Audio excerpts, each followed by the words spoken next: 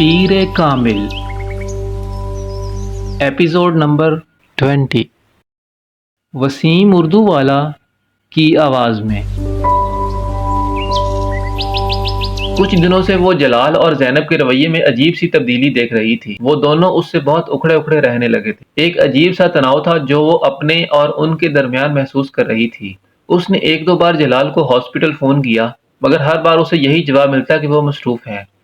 وہ زینب کو اگر کالج سے لینے بھی آتا تو پہلے کی طرح اس سے نہیں ملتا تھا، اور اگر ملتا بھی تو صرف رسمی سی الیکس لے کے بعد واپس چلا جاتا۔ وہ شروع میں اس تبدیلی کو اپنا وہم سمجھتی رہی، مگر پھر زیادہ پریشان ہونے پر وہ ایک دن جلال کے ہاسپٹل چلی آئی۔ جلال کا رویہ بے حد سرد تھا۔ امامہ کو دیکھ کر اس کے چہرے پر مسکراہٹ تک نہیں آئی۔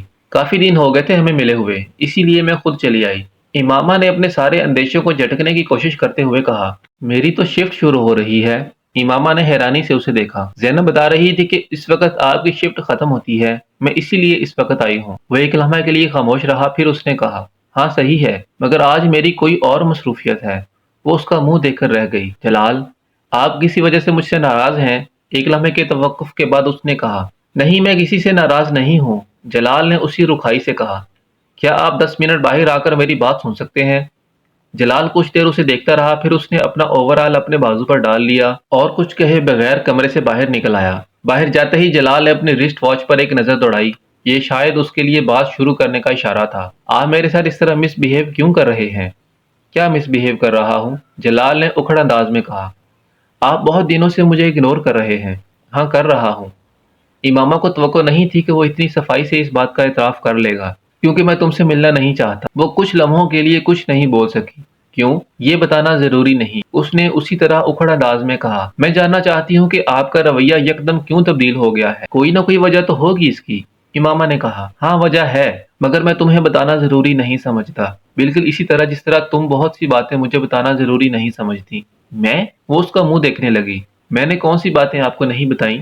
یہ کہ تم مسلمان نہیں ہو، جلال نے بڑے تلخ لہجے میں کہا۔ امامہ سانس تک نہیں لے سکی۔ کیا تم نے یہ بات مجھ سے چھپائی نہیں؟ جلال، میں بتانا چاہتی تھی، امامہ نے شکست خوردہ انداز میں کہا۔ چاہتی تھی؟ مگر تم نے بتایا تو نہیں، دھوکہ دینے کی کوشش کی تم نے۔ جلال، میں آپ کو دھوکہ دینے کی کوشش نہیں کی، امامہ نے جیسے احتجاج کیا۔ میں آپ کو کیوں دھوکہ دوں گی؟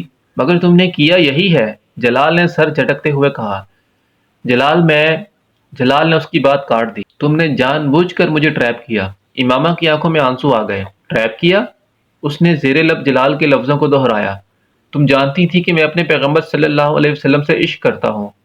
وہ شکست خوردہ انداز میں اسے دیکھتی رہی۔ شادی تو دور کی بات ہے، اب جب میں تمہارے بارے میں سب کچھ جان گیا ہوں تو میں تم سے کوئی تعلق نہیں رکھنا چاہتا۔ تم دوبارہ مجھ سے ملنے کی کوشش مت کرنا، جلال نے دو ٹوک انداز میں کہا۔ جلال، میں اسلام قبول کر چکی ہوں، امامہ نے مدھم آواز میں کہا۔ او کم آن، جلال نے تحقیر آمیز انداز میں اپنا ہاتھ جھٹکا۔ یہاں کھڑے کھڑے تم نے میرے لیے اسلام قبول کر لیا؟ اس بار وہ مذاق اڑانے والے انداز میں ہنسا۔ جلال، میں آپ کے لیے مسلمان نہیں ہوئی، آپ میرے لیے ایک ذریعہ ضرور بنے ہیں۔ مجھے کئی ماہ ہو گئے ہیں اسلام قبول کی، اور اگر آپ کو میری بات پر یقین نہیں ہے تو میں آپ کو ثبوت دے سکتی ہوں، آپ میرے ساتھ چلیں۔ اس بار جلال کچھ الجھے ہوئے انداز میں اسے دیکھنے لگا۔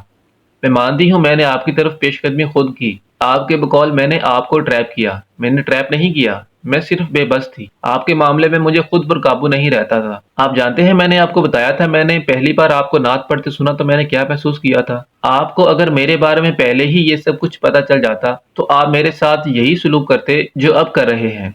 مجھے صرف اس بات کا اندیشہ تھا جس کی وجہ سے میں نے آپ سے بہت کچھ چھپائے رکھا۔ بعض باتوں میں انسان کو اپنے اوپر اختیار نہیں ہوتا، مجھے بھی آپ کے معاملے پر خود پر کوئی اختیار نہیں تھا۔ اس نے رنجیدگی سے کہا۔ تمہارے گھر والوں کو اس بات کا پتہ ہے؟ نہیں، میں انہیں نہیں بتا سکی، میری منگنی ہو چکی ہے۔ میں نے آپ کو اس بارے میں بھی نہیں بتایا۔ وہ ایک لمحے کے لیے رکی۔ مگر میں وہاں شادی نہیں کرنا چاہتی، میں آپ سے شادی کرنا چاہتی ہوں۔ میں صرف اپنی تعلیم مکمل ہونے کا انتظار کر رہی ہوں، تب میں اپنے پیروں پر کھڑی ہو جاؤں گی اور پھر میں آپ سے شادی کروں گی۔ 4-5 سال بعد جب میں ڈاکٹر بن جاؤں گی تو شاید میرے پیرنٹس آپ سے میری شادی پر اس طرح اعتراض نہ کریں جس طرح وہ اب کریں گے۔ اگر مجھے یہ خوف نہ ہو کہ وہ میری تعلیم ختم کروا کر میری شادی ازجو سے کر دیں گے تو شاید میں انہیں ابھی اس بارے میں بتا دیتی کہ میں اسلام قبول کر چکی ہوں، مگر میں ابھی پوری طرح ان پر ڈیپینڈنٹ ہوں، میرے ہاتھ بندھے ہوئے ہیں۔ آپ وہ واحد راستہ تھے جو مجھے نظر آیا، مجھے واقعی آپ سے محبت ہے۔ پھر میں آپ کو شادی کی پیشکش نہ کرتی تو اور کیا کرتی؟ آپ اس صورتحال کا اندازہ نہیں کر سکتے جس کا میں سامنا کر رہی ہوں۔ میری جگہ پر ہوتے تو آپ کو اندازہ ہوتا کہ میں جھوٹ بولنے کے لیے کتنی مجبور ہو گئی تھی۔ جلال کچھ کہے بغیر پاس موجود لکڑی کے بینچ پر بیٹھ گیا۔ وہ اب پریشان نظر آ رہا تھا۔ امامہ نے اپنی آنکھیں پونچھ لیں۔ کیا آپ کے دل میں میرے لیے کچھ بھی نہیں ہے؟ صرف اس لیے میرے ساتھ انوالو ہیں کیونکہ میں آپ سے محبت کرتی ہوں؟ جلال نے اس کے سوال کا جواب دینے کی بجائے اس سے کہا، امامہ بیٹھ جاؤ، پورا پینڈورا باکس کھل گیا ہے میرے سامنے۔ اگر میں تمہاری صورتحال کا اندازہ نہیں کر سکتا تو تم بھی میری پوزیشن کو نہیں سمجھ سکتی۔ امامہ اس سے کچھ فاصلے پر رکھی بینچ پر بیٹھ گئی۔ میرے والدین کبھی غیر مسلم لڑکی سے میری شادی نہیں کریں گے، قطع نظر اس کے کہ میں اس سے محبت کرتا ہوں یا نہیں۔ جلال، میں غیر مسلم نہیں ہوں۔ تم اب نہیں ہو، مگر پہلے تو تھی، اور پھر تمہارا خاندان۔ میں ان دونوں چیزوں کے بارے میں کچھ نہیں کر سکتی، امامہ نے بے بسی سے کہا۔ جلال نے جواب میں کچھ نہیں کہا۔ کچھ دیر وہ دونوں خاموش رہے۔ کیا آپ اپنے پیرنٹس کی مرضی کے بغیر مجھ سے شادی نہیں کر سکتے؟ کچھ دیر بعد امامہ نے کہا، یہ بہت بڑا قدم ہوگا۔ جلال نے نفی میں سر ہلاتے ہوئے کہا، اور بالفرض میں یہ کام کرنے کا سوچ لوں تو بھی نہیں ہو سکتا۔ تمہاری طرح میں بھی اپنے پیرنٹس پر ڈیپینڈنٹ ہوں۔ جلال نے اپنی مجبوری بتائی۔ مگر آپ ہاؤس جاب کر رہے ہیں اور چند سالوں میں اسٹیبلش ہو جائیں گے، امامہ نے کہا۔ میں ہاؤس جاب کے بعد اسپیشلائزیشن کے لیے باہر جانا چاہتا ہوں، اور یہ میرے پیرنٹس کی مالی مدد کے بغیر نہیں ہو سکتا۔ اسپیشلائزیشن کے بعد ہی میں واپس آ کر اپنی پریکٹس اسٹیبلش کر سکتا ہوں۔ 3-4 سال اپنی اسٹڈیز ختم کرنے میں بھی لگ جائیں گے، جلال نے اسے یاد دلایا۔ پھر امامہ نے اسے مایوسی سے دیکھا۔ پھر یہ کہ مجھے سوچنے کا وقت دو، شاید میں کوئی رستہ نکال سکوں۔ میں تمہیں چھوڑنا نہیں چاہتا، مگر میں اپنا کیریئر بھی خراب نہیں کر سکتا۔ میرا پرابلم صرف یہ ہے کہ میرے پاس کچھ بھی نہیں ہے، جو کچھ ہے ماں باپ کا ہے، اور وہ اپنی ساری جمع پونجی مجھ پر خرچ کر رہے ہیں، یہ سوچ کر کہ میں کل ان کے لیے کچھ کروں گا۔ وہ بات کرتے کرتے رکا۔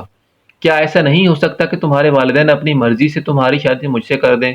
اس صورت میں کم از کم میرے والدین کو یہ اعتراض تو نہیں ہوگا کہ تم نے اپنے والدین کی مرضی کے خلاف انہیں بتائے بغیر مجھ سے شادی کی۔ وہ جلال کا چہرہ دیکھنے لگی۔ میں نہیں جانتی ایسا ہو سکتا ہے یا نہیں، میں کچھ بھی نہیں کہہ سکتی۔ وہ میری بات مانیں گے یا نہیں، میں… امامہ نے کچھ مایوسی کے عالم میں بات ادھوری چھوڑ دی۔ جلال بات مکمل ہونے کا انتظار کرتا رہا۔ میری فیملی میں آج تک کسی لڑکی نے اپنی مرضی سے باہر کسی لڑکے سے شادی نہیں کی، اس لیے میں یہ نہیں بتا سکتی کہ ان کا رد عمل کیا ہوگا، مگر میں یہ ضرور بتا سکتی ہوں کہ ان کا رد عمل بہت برا ہوگا، بہت برا۔ وہ مجھ سے بہت محبت کرتے ہیں، لیکن مجھے یہ اجازت نہیں دے سکتے کہ میں اتنا بڑا قدم اٹھاؤں۔ آپ کو اندازہ ہونا چاہیے کہ میرے پاپا کو کتنی شرمندگی اور بے عزتی کا سامنا کرنا پڑے گا۔ صرف میرے لیے تو وہ سب کچھ نہیں بدل دیں گے۔ اگر مجھے اپنی فیملی سے مدد کی توقع ہوتی تو میں گھر سے باہر سہاروں کی تلاش میں ہوتی، نہ ہی آپ سے اس طرح مدد مانگ رہی ہوتی۔ دھیمے لہجے میں اپنی آواز کی لرزش پر قابو پاتے ہوئے اس نے جلال سے کہا، امامہ، میں تمہاری مدد کروں گا۔ میرے پیرنٹس میری بات نہیں ڈالیں گے، سمجھانے میں کچھ وقت لگے گا، مگر میں تمہاری مدد کروں گا۔ میں انہیں منا لوں گا۔ تم ٹھیک کہتی ہو کہ مجھے تمہاری مدد کرنی چاہیے، وہ پرسوچ مگر الجھے ہوئے انداز میں اس سے کہہ رہا تھا۔ امامہ کو عجیب سی ڈھارس ہوئی۔ اسے جلال سے یہی توقع تھی۔ امامہ نے سوچا، میرا انتخاب غلط نہیں ہے۔